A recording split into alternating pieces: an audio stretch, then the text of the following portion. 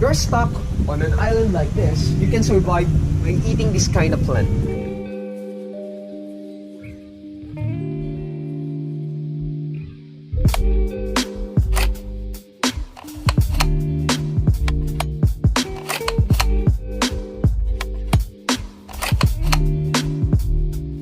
Oh, hey! So we got a private boat all to ourselves, and the rest of the other boats, there's like at least 20 people on them. Yeah. VIP hookup.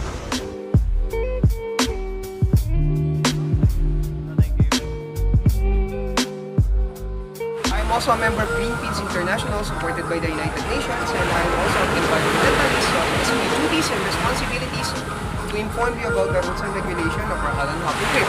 Please do not throw any rubbish or garbage. Second, do not touch anything under the water. Avoid being wounded by corals, because even though you're not a diabetic person, if you've been wounded by corals, it takes time before it heals. It's because of the organs of the levels. If you have an underwater camera or GoPro just like that, you can take pictures or videos of any marine life that you can see under the water, but please avoid chasing or stressing them. Our first destination is the Labos Island or the And kuya, sino nga ulit kayo? My name is Ellery, but you can call me Ellie or Larry for short. Woohoo! Excited.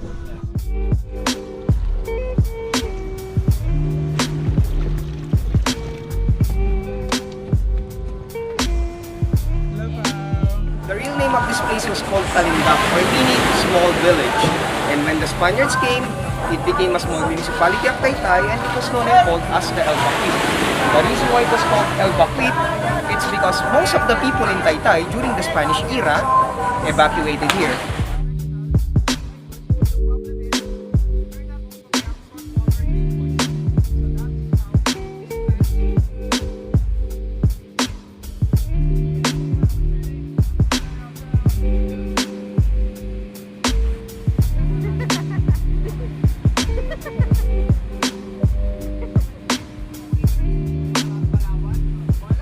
Was Minilog, or meaning small river in English. In Tagalog, maliit na ilog. The reason why it was called Minilog, it's because most of the Americans and Europeans cannot pronounce the word log. Instead, they always can pronounce Minilog. So it became common to call that island, now known as the Minilog Island. And if you're all familiar with the movie of Jeremy Renner, The Bourne Legacy, Born! Oh, that's where they the filmed it. final scene of that movie was filmed inside the Big Lagoon, located there at the Minilog Island. So later you'll have the chance to see that area.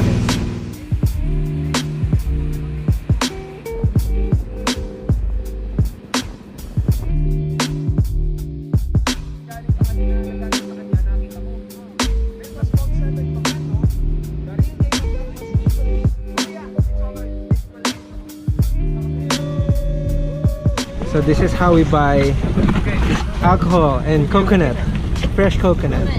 And we're over here in... Kuya, what do you call this island? This is called the Secret Lagoon. This is the Secret Lagoon. It's still part of Minilog Island. Nice. So this is the Secret Lagoon.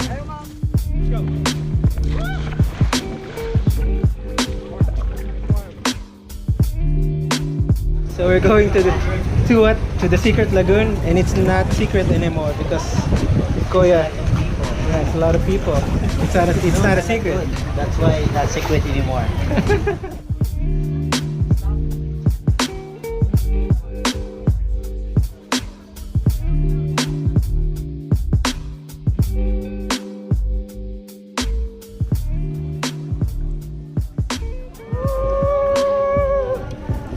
Nido, secret beach. You're stuck on an island like this, you can survive by eating this kind of plant. This is called bigonya. I don't know what's this in Tagalog, but it tastes like kamyas.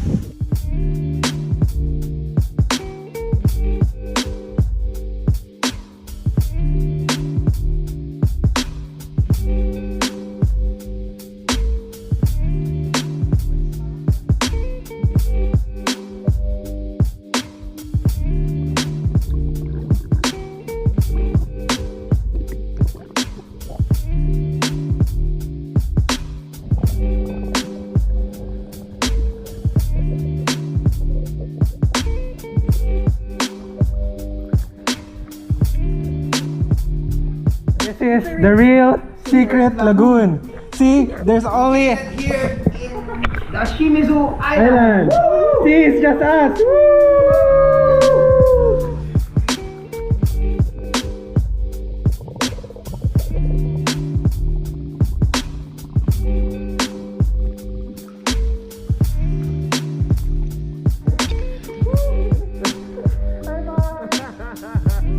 That's awesome. Awesome, pal. It was a private hookup. Private hookup. Solo. So it's just us three, no tourists with us. The private, VIP experience. And that's our food.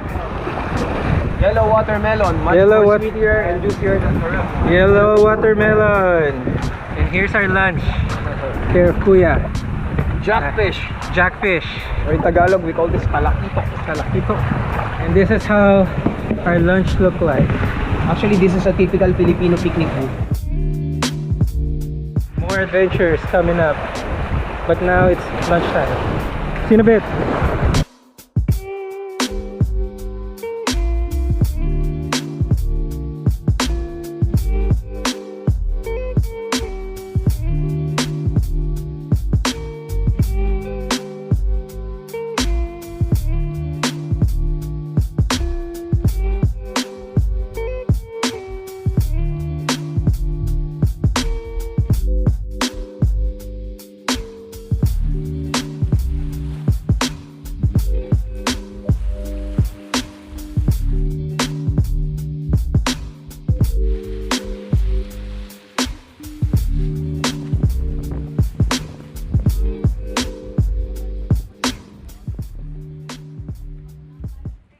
The lion, you can see, the head of the lion. Oh yeah, I see it. Yes. See it? Yeah. So we call that the rock formation of Narnia. And we have here also the rock formation of the snout of a pig, as you can see. There. Now was this also a cave long time ago? Yes. Yes. Watch out.